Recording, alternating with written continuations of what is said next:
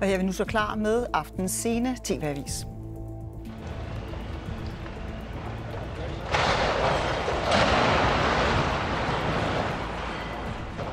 Store dele af den 400 år gamle ikoniske Børsbygning midt i København brændte i dag med uoprettelig skade for Danmarks kulturarv til følge.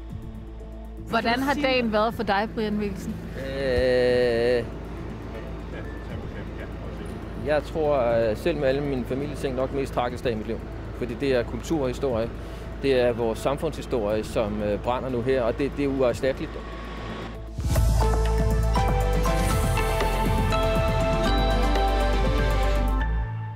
Og dermed velkommen til en udvidet sent TV-avis med stort set fuldt fokus på branden i den gamle Børsbygning. Vi skal både dykke ned i alt, hvad der er sket i dag, historien bag bygningen og ikke mindst, hvad der skal ske nu. Men først...